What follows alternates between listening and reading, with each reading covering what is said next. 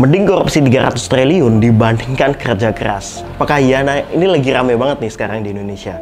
Mari kita bahas dalam video kali ini. Dalam kasus yang merugikan negara sebesar 300 triliun rupiah, seorang koruptor bernama Harvey Muiz hanya divonis 6,5 tahun penjara. Pidana kepada terdakwa dengan pidana penjara selama 6 tahun dan 6 bulan dan denda sebesar 1 miliar rupiah dengan ketentuan apabila denda tersebut tidak dibayar akan diganti dengan pidana kurungan. Harvey Muiz divonis 6,5 tahun penjara di kasus korupsi timah. Vonis ini terbilang jauh dari tuntutan jaksa, yakni 12 tahun penjara. Lu udah pada tahu belum berita terbaru tentang koruptor yang korupsi sampai 300 triliun itu diringankan hukumannya sampai 6,5 tahun saja hukumannya. Nah, ini lagi rame banget di Indonesia dan lagi banyak banget yang ngegoreng kasus ini. Kira-kira kenapa?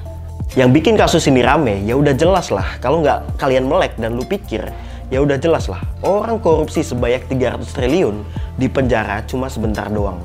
Kalau gua bilang ini udah gila banget. Padahal udah jelas-jelas ada kata-kata merugikan keuangan negara dan ngambil uang rakyat. Ya menurut lu logika aja lah bos gitu. Dan kalau lu kepo, apa yang didapetin sama koruptor satu ini? Ya lu simak video ini tentang koruptor satu ini itu dapat hukuman penjara cuma 6,5 tahun aja dan didenda 1 miliar dan uang penggantinya itu cuma 211 miliar rupiah. Dan lu bertanya kenapa gue cuma bilang cuma gitu? Ya logika aja, 211 miliar itu berapa persennya doang dari 300 triliun? Ibarat beras nih, kayaknya cuma sebiji beras doang kalau cuma 0,007% aja dari dakwaan kerugian keuangan negara. Ya kalau kayak gini mah worth it gak sih kalau jadi koruptor? Kalau gue sih mau aja gitu ya. Gue nggak mau koruptor juga. Tapi kalau seandainya hukumannya cuma kayak gitu ya siapa yang nggak mau gitu. Sedangkan sekarang di sosmed lagi banyak banget ya. Gue mending jadi koruptor kalau seandainya hukumannya cuma segitu dan dapatnya segitu ya. Kerja apa lagi bos bisa dapetin uang segitu banyaknya dengan hukuman cuma segitu doang gitu. Ya ibaratnya kayak gini, kayak kita ini harus kerja sana sini, invest sana sini. Dan orang itu ada yang cara lebih gampangnya dengan cara koruptor itu, dengan cara korupsi.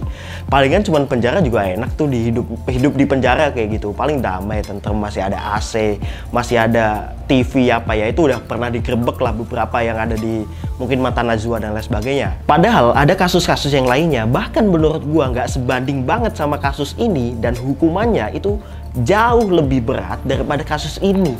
Nah ini tuh jadi sorotan banget dan bahkan sampai kemarin itu dinotis sama presiden kita terbaru Bapak Prabowo. Jelas mengakibatkan kerugian triliunan. Ya semua unsur lah, terutama juga hakim-hakim ya. Vonisnya jangan terlalu ringan lah. Vonisnya ya 50 tahun begitu kira-kira itu. Nah ini kata beliau, apaan ini hukumannya cuma ringan banget. Nah beliau sampai bandingin loh sama vonis yang dikasih sama pencuri ayam yang hukumannya itu berat. Dan bahkan mereka sampai dipukulin warga. Ya ini udah nggak masuk akal banget gitu menurut gua.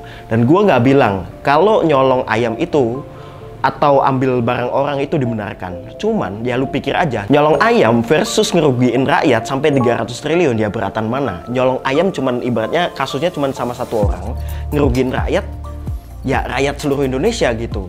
Nah efeknya lebih gede mana juga gitu. Masalahnya udah nggak cuman sekali dua kali loh kasus kayak gini. Dan ini tuh udah berkali-kali. Nah kalau kata presiden kita, ini tuh udah jelas menyakiti rasa keadilan rakyat Indonesia ini sendiri.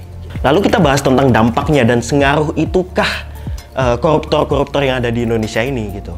Nah uang sebanyak itu kira-kira ada efek yang gede banget gak ke negara-negara? Ya jelas lah pasti ada gitu. Gak cuman masalah duit aja, semua aspek bisa kena itu kalau ada orang korupsi terus-terusan. Jelas korupsi ini bisa banget ngerusak kinerjanya pemerintah dan plan-plannya pemerintah, dan orang-orang jadi nggak percaya sama pemerintah. Secara udah dipilih kok masih aja bisa cari celah buat ngecewain rakyat. Pakai lu semua ini korupsi gitu loh bos. Nah orang-orang gede kayak HM ya, kita pakai inisial aja.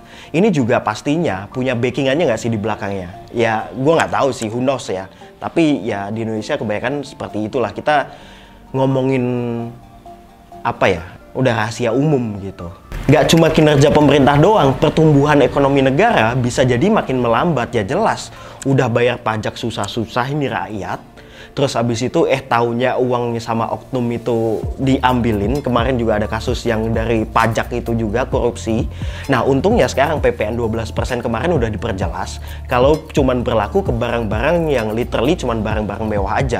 Tapi tetap udah capek kerja-kerja, bayar pajak gede-gede, diambil sama orang yang lu pikir gak susah apa buat cari uang gitu. Ya gua aja, sekarang aja gua lagi capek banget ya, mungkin kalian semua tahu lah suara gue lagi nggak bagi, suara gue mungkin lagi agak bindeng, agak nggak bener gitu ya. Gue tetap aja ngasih edukasi ke teman-teman semua ya. Ibaratnya ini gue udah hitung kerja juga di sini gitu ya. Gue capek, pagi gue buat siang, siang gue buat pagi, pagi gue buat malam ya. Sebaliknya ya gimana caranya gue bisa kaya gitu. Tapi ya kalau semua pemerintah kayak gitu ya gimana bos kita hidup di negara ini. Kalau udah susah ekonomi ya jelas ada perbedaan kelas sosial yang bakal kelihatan banget. Nggak ada uang makin miskin aja rakyat ya gak? Kalau nggak ada uang makin miskin pasti gitu. Dan udah tahu UMR ini susah banget dan lifestyle tinggi-tingginya, harga barang pokok, harga apapun itu juga semakin naik. Dan tahu-taunya makin susah lagi pas ada korupsi-korupsi ini makin marak gitu. Makanya kemarin pada marah kalau pajaknya mau dinaikin. Udah pada nggak percaya lagi sama yang namanya pemerintah. Nah ini nih akibatnya kalau koruptor itu nggak diberantas dengan cepat gitu. Terus penegak hukum kayak hakim, jaksa, ya dipertanyakan lagi lah gimana kinerja mereka gitu ya. Ibaratnya kayak sosialnya kepada rakyat itu seperti apa. Nah kasus-kasus kayak gini kok dianggap sepele ya, mungkin menurut mereka nggak dianggap sepele lah, tapi menurut kita rakyat ini dengan hukuman segitu ya lebih worth it korupsi gitu dibandingkan kita kerja pagi buat malam, malam buat pagi kayak gitu ya. Dengan hasil ya kalian semua tahu lah gitu. Dan nggak usah jauh-jauh deh, yang kemarin kasus kriminal ngelibatin anak pejabat aja itu nunggu viral, dilirik sama presiden, baru itu semua keurus. Nah masalahnya ini semua itu harus nunggu viral dulu gitu. Dan orang-orang kayak gini ya jadi semakin bertanya-tanya lah, ini influencer apa negara kok nunggu viral dulu baru digerakin. Nah kalau mau dibandingin, gue baru baca di CNBC News, Indonesia ini dapat skor 34 kalau masalah korupsi. Skor apaan? Nah ini yang mau gue bahas. Makanya kalian semua ini harus baca berita jauh lebih cepat dan up to date. Nah maksudnya skor ini itu nunjukin kalau budaya korupsi di Indonesia ini masih sangat amat mengkhawatirkan kalau dibandingkan sama negara-negara ASEAN kayak Singapura. Wah jauh banget kalau dibandingin sama Singapura ya. Singapura itu kurang lebih dapat skor 83 loh. Dan ini bisa dibilang mereka tegas banget kalau ngelawan tikus-tikus yang ada di negaranya mereka gitu. Nah makanya bisa maju banget kalau kita ngelihat negara Singapura ini. Dan lu bisa lihat sendiri lah kemajuannya di negara tersebut itu seperti apa. Dan sekarang lu paham kan, uang pajak atau uang negara itu seharusnya balik lagi ke rakyat. Singapura bersih-bersih dari tikus-tikus ya kayak koruptor dan sebagainya itu ya tujuannya untuk negara mereka biar bisa maju, biar uangnya balik lagi ke rakyat mereka. Rakyatnya yang menikmati gitu. Ya kalau nggak diberantas sekarang, mau kapan lagi? Katanya Indonesia emas itu bakal datang ke kita. Bisa jadi itu bukan 2045 Indonesia emas itu. Nah bisa jadi malah 3045. Bahkan bisa lambat lagi kalau ini semua masih terjadi di negara kita. Nah sekarang udah pada tahu kan, gak cuman tikus-tikus doang yang ada di sana buat nyusahin ini semua gitu Indonesia untuk menuju Indonesia emas. Kalau mau ngambil refleksi atau contoh negara yang nggak usah jauh-jauh ke Eropa atau ke Asia, seluruh Asia itu nggak usah jauh-jauh lah gitu. Ya kita bisa lihat aja dari negara ASEAN, tengok aja kita negara-negara ASEAN, banyak kok contoh-contoh yang deket dari Indonesia kayak Singapura, Malaysia. Kenapa? Ya ini sebenarnya di hari sebelumnya ada di sini videonya.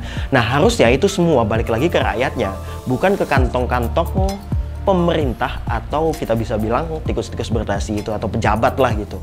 Nah masalahnya udah kita sindir sama lagu-lagu band-band yang ada di Indo, udah bahas di berita sosmed, masih aja ini semua ini masih aja kejadi gitu loh. Nah kalau misal gue ditawarin ya gue mending dapat gaji UMR per bulan atau korupsi 300 triliun cuman dihukum 6,5 tahun di penjara dan dendanya cuman 0,007% dari total korupsinya, ya gue lebih milih korupsi gak sih? Ya lu semua pasti lebih milih kayak gitu gak sih? Kalau duitnya jauh lebih banyak korupsi gitu. Nah ini yang pikiran kayak gini mungkin gak cuman gue, kalian semua juga kepikiran seperti ini. Nah ini contoh pemikiran yang bisa banget muncul kalau hal ini itu selalu dinormalisasikan gitu. Gue cuma mau bilang kalau presiden udah mulai tegas, kemarin udah sempet bersih-bersih lah semuanya gitu. Nah, kebijakan banyak yang diperbarui, dapat investasi dari negara-negara yang sebelah-sebelah ini. Nah, tinggal tindakan korupsinya aja ini yang kita harus urus, kita harus perbaiki dengan benar gitu. Jangan sampai uang itu dipakai lagi sama orang-orang yang nggak bertanggung jawab di sana gitu. Kalau lu mau pilih mana? Kerja tinggal korupsi dapat 300 triliun, terus didenda 1 miliar, dan uang pengganti cuman 211 miliar, plus penjara 6,5 tahun, atau lu mau kerja seumur hidup ini dapat gaji UMR. Ya udah, lu pikirkan itu bener-bener. Dan thank you teman-teman semua udah nonton video kali ini. Yuda di sini, signing out dan thank you.